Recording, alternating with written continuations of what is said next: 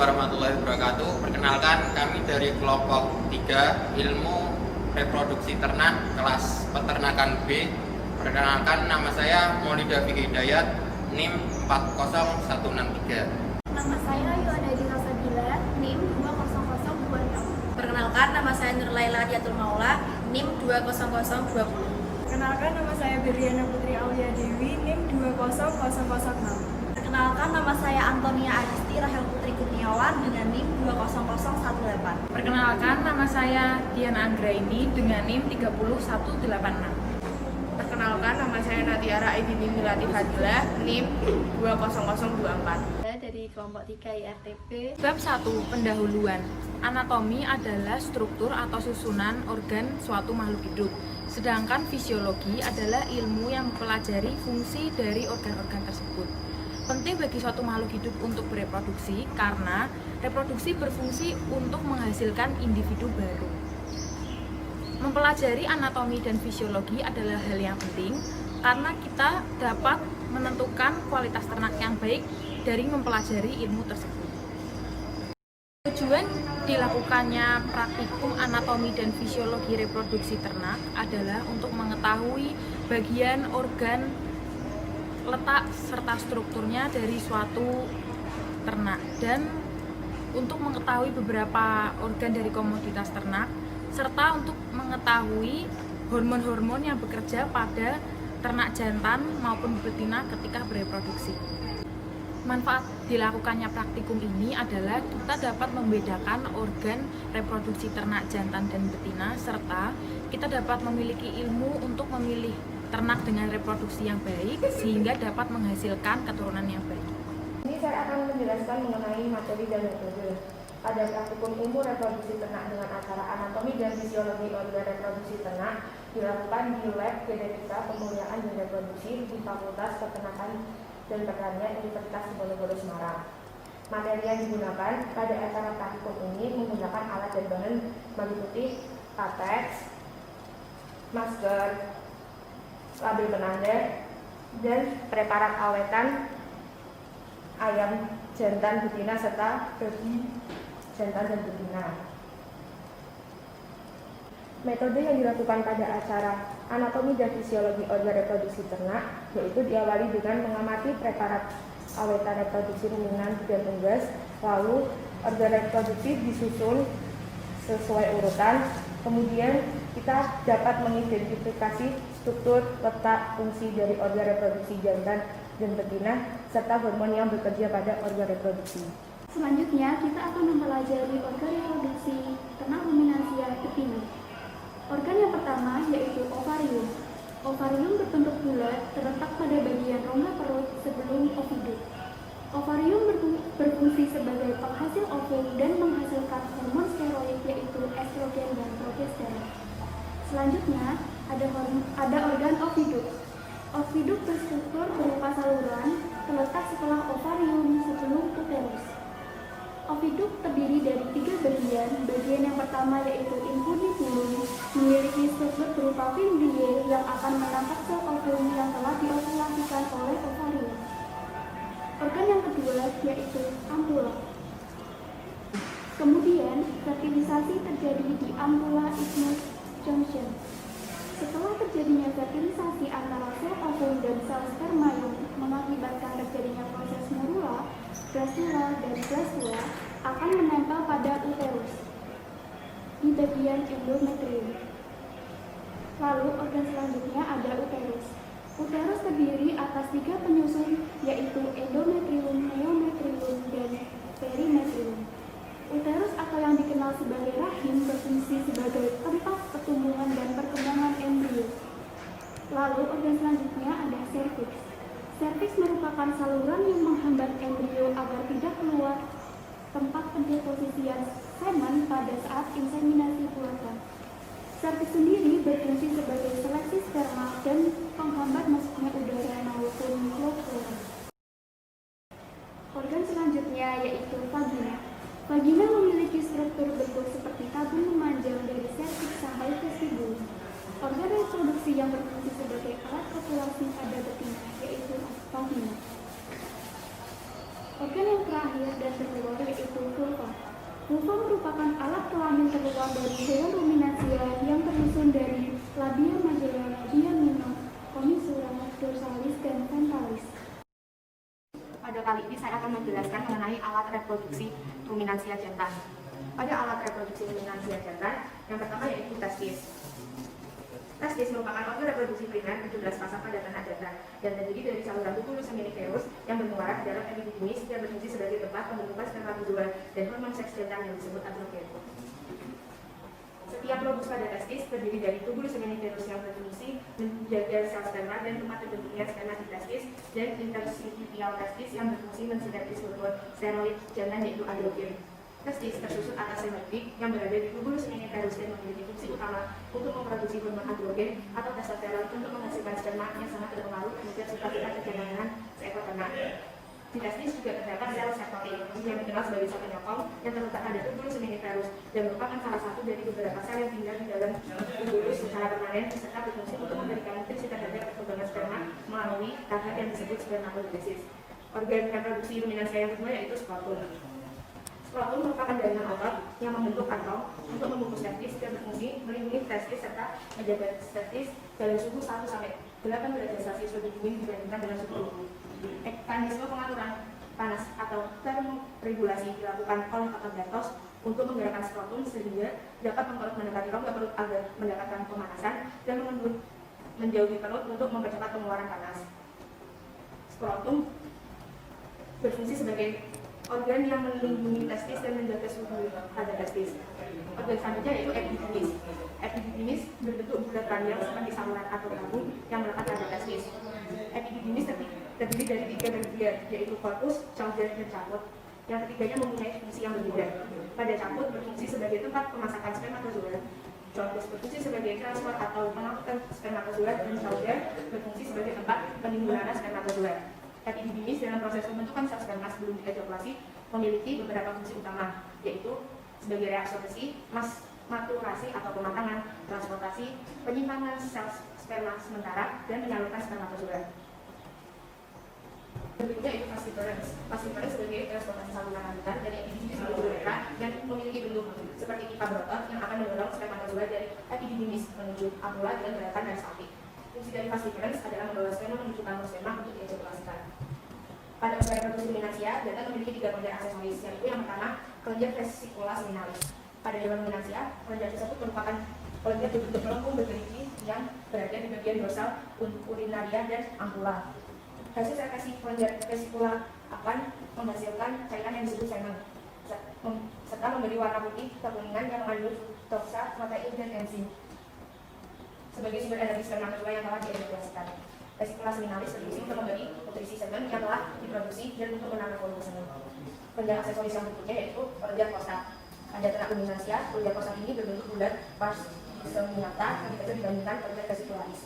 Kelenjar prostat ini memiliki 3 lobus menyusunnya, yaitu kelenjar ovulasi, lebih dorsal, dan lebih lateral, yang mana kelenjar prostat dihubungi oleh lapisan mukosa, lapisan otopolos, dan lapisan jaringan ikat.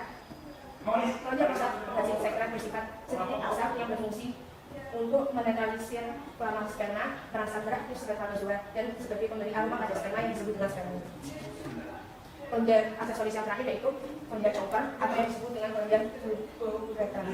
Kelenjar chopper ini merupakan kelenjar yang berbentuk bulat sepasang yang berada di dekat saluran uretra yang berfungsi menghasilkan sekresi kelenjar yang dapat dibersihkan uretra pada saat semen terlepas. Sekresi kelenjar yang dihasilkan oleh kelenjar chopper ini dapat menetralisir saluran uretra dan sisa urin dan bersifat asam dan kotoran-kotoran lainnya. Kelenjar chopper ini merupakan kelenjar memproduksi pekah yang bersifat dasar pada saluran uretra untuk memberi nutrisi pada sperma dan memudahkan gerak pada sperma. Saluran reproduksi jantan yang berikutnya yaitu uretra. Uretra merupakan suatu saluran reproduksi berbentuk tabung menganjal yang terbentang dari persatuan dengan ampulla sampai ke pangkal penis. Uretra memiliki fungsi yaitu sebagai saluran urinaria dan semen. Ruminansia seperti sapi dan juga selama ejakulasi akan terjadi pencampuran antara spermatozoa dan hasil sekresi kelenjar menjadi semen. Yang terakhir yaitu penis. Penis pada ruminansia bertipe fibroelastik. Penis pada sapi, kambing, berbadan babi memiliki lekukan yang berbentuk S yang disebut dengan capsula sigmoidea yang memungkinkan penyimpanan penis saat tidak digunakan. Penis merupakan organ populasi pada ternak jantan yang berbentuk saluran membentang dari titik uretra keluar dari bagian dorsal sampai dengan orificium uretra eksternal pada saat kopulasi. Penis sebagai alat kopulasi dan jalan keluarnya air mani pada saat waktu ejakulasi dan mentransfer semen dengan saluran alat reproduksi betina. Saya akan menjelaskan organ reproduksi unggas jantan.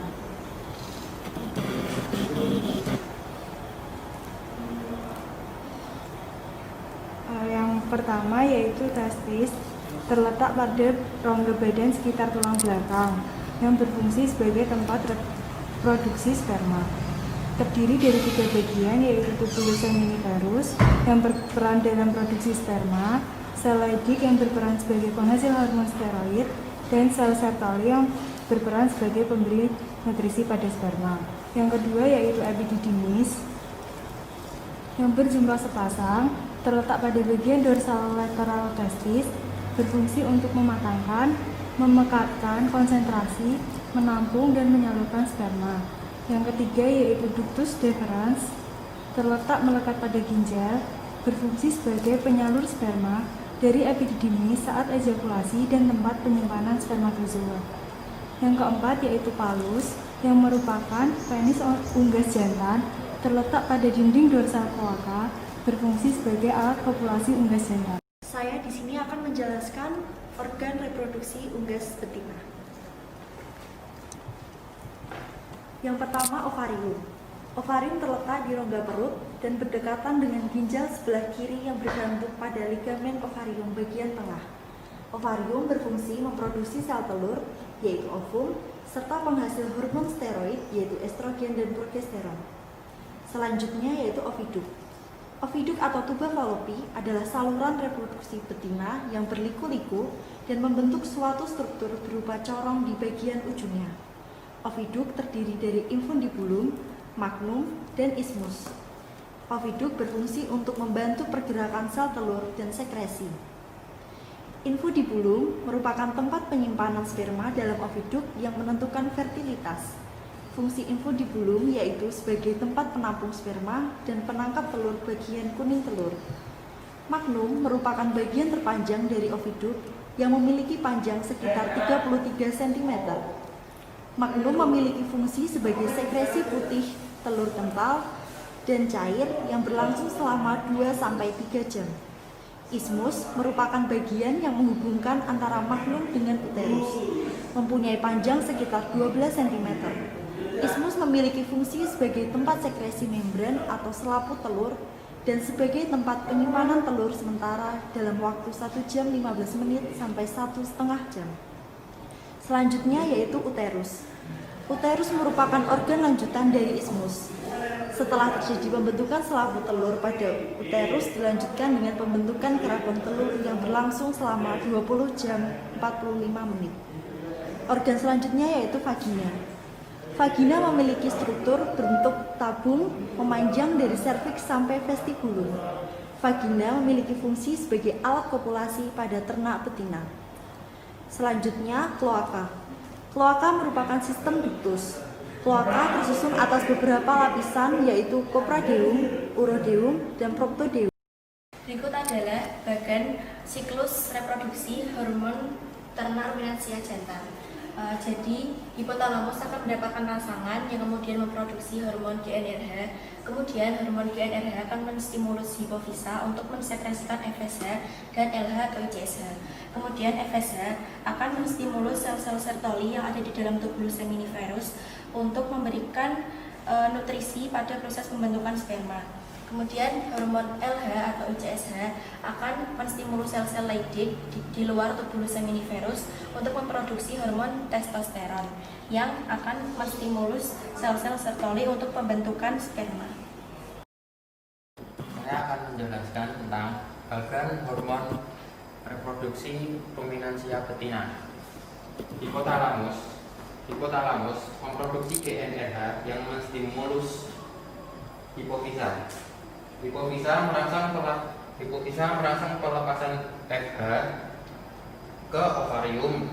Setelah sel telur matang, akan dikeluarkan dari ovarium menuju ke oviduk yang dipengaruhi oleh hormon estrogen dan LH.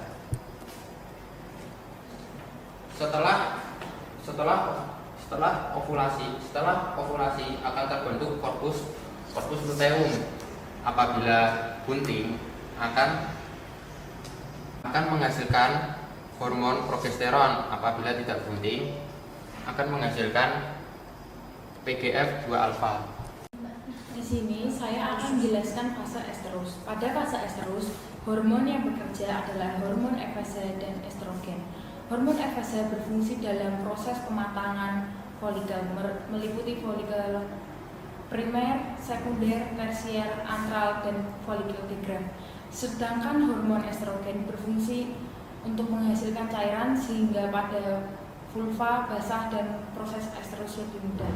Ketika proses estrus selesai, hormon FSH dan estrogen akan menurun, sedangkan yang menaik adalah hormon LH. Berikut adalah Halo teman-teman, saya Rida Marza dari kelompok 3 IRTP. Saya akan melanjutkan menjelaskan materi tentang kebuntingan ternak ruminansia dan partus ruminansia yang di dalamnya meliputi hormon-hormon yang mempengaruhi peristiwa tersebut. Nanti saya akan menjelaskan melalui slide yang telah saya persiapkan. Nah, berikut ini adalah slide tentang siklus hormon reproduksi pada ternak betina ruminansia. Sedangkan proses kebuntingan sendiri terjadi karena adanya proses fertilisasi dan terbentuk korpus luteum. Hal tersebut sesuai dengan pendapat Rahmi et al. 2017 yang menyatakan bahwa terdapat hormon prolaktin yang berfungsi memelihara korpus luteum yang ada di uterus. Setelah terjadi ovulasi, terbentuk korpus luteum yang akan memproduksi hormon progesteron yang berfungsi dalam persiapan implantasi saat terjadi fertilisasi. Setelah terjadi fertilisasi, akan terbentuk zigot. Hal tersebut sesuai dengan pendapat Darlian 2015 yang menyatakan bahwa zigot merupakan fase pertama dari perkembangan sel telur yang telah dibuahi sel sperma. Progesteron juga berperan dalam mendukung fisiologi uterus pada saat kebuntingan dan perkembangan embrio. Jika tidak terjadi perkawinan dan ternak tidak mengalami kebuntingan, maka hormon PGF2 alfa yang tinggi dan hormon progesteron rendah. Korpus luteum akan lisis karena pengaruh PGF2 alfa yang tinggi. Nah, selanjutnya saya akan menjelaskan partus pada ternak ruminansia. Nah, berikut ini adalah tampilan dari siklus hormon reproduksi saat kelahiran. Saya akan menjelaskan hormon-hormon yang berperan penting dalam proses partus. Hormon kortisol berperan penting dalam merangsang produksi PGF2 alfa. Hal tersebut sesuai dengan pendapat Widiari et al. 2011 yang menyatakan bahwa kortisol merangsang produksi PGF2 alfa dan menyebabkan lisisnya korpus luteum disertai menurunnya hormon progesteron. Hormon relaksin berperan dalam memberikan efek relaksasi pada sendi pinggul, melembutkan leher rahim, serta meredam aktivitas serviks. PGF2 alfa berperan dalam memberikan kontraksi rahim dan membantu membuka jalan lahir. Sedangkan estrogen berperan dalam mengendalikan endokrin. Hal tersebut sesuai dengan pendapat Prasdini et al. 2015 yang menyatakan bahwa kadar estrogen saat partus berperan dalam pengendalian endokrin dan penampilan estrus. Hormon oksitoksin berfungsi dalam meningkatkan produksi PGF2 alfa agar kontraksi semakin intens dan dapat mempercepat kelahiran. Setelah terjadi tekanan kuat pada uterus, fetus akan keluar dari tubuh induk. Nah, itulah peristiwa partus dan hormon-hormon yang mempengaruhi peristiwa tersebut. bagian reproduksi unggas jantan. Hipotalamus akan mendapatkan rangsangan yang kemudian akan memproduksi hormon GnRH. Hormon GnRH akan menstimulus hipofisa, yaitu pada adena hipofisa, untuk mensekresikan FSH dan LH. FSH akan menstimulus sel sektori untuk memberikan nutrisi pada proses spermatogenesis yang terjadi di tubulus seminiferi. Sedangkan LH akan menstimulus sel lipid untuk memproduksi hormon testosteron yang akan digunakan untuk proses spermatogenesis. Di sini saya akan menjelaskan siklus hormon reproduksi unggas betina. Hipotalamus akan mendapatkan rangsangan untuk memproduksi hormon GnRH. Hormon GnRH akan menstimulus hipofisa untuk mensekresikan hormon yang diproduksi oleh adenohipofisa dan neurohipofisa. Hormon adenohipofisa yaitu FSH yang digunakan untuk merangsang ovarium untuk menghasilkan hormon estrogen yang berfungsi untuk pembentukan dan perkembangan folikel pada ovarium. Sedangkan hormon progesteron berfungsi untuk mengatur perkembangan ovidum untuk sekresi albumin dari maknum. Hormon LPH berperan dalam menyebabkan adanya sifat mengeram dan berhentinya produksi telur. Sedangkan hormon LH berperan dalam proses ovulasi folikel yang telah matang. Hormon yang diproduksi oleh neurohipofisa yaitu hormon oksitosin yang berfungsi untuk menstimulus kontraksi ovidum untuk menggerakkan telur keluar dari ovidum. Bab 4. Kesimpulan. Masing-masing ternak memiliki organ reproduksi yang memiliki fungsi masing-masing dan terdapat hormon yang mempengaruhi siklus reproduksinya. Organ reproduksi ruminansia jantan terdiri atas testis, epididymis, vas deferens, fascicula seminalis, kelenjar prostat, kelenjar Cowper, uretra, dan penis. Organ reproduksi ruminansia betina terdiri dari ovarium, oviduk, uterus, vagina, dan vulva. Organ reproduksi unggas jantan meliputi testis, epididymis, vas deferens, dan alat ovulasi. Organ reproduksi unggas betina yaitu meliputi ovarium, oviduk, infundibulum, magnum, isthmus, uterus, vagina, dan kloaka. Saran, sebaiknya praktikum dilakukan dengan waktu yang lebih lama agar ilmu yang didapat bisa lebih baik dan benar. Sekian.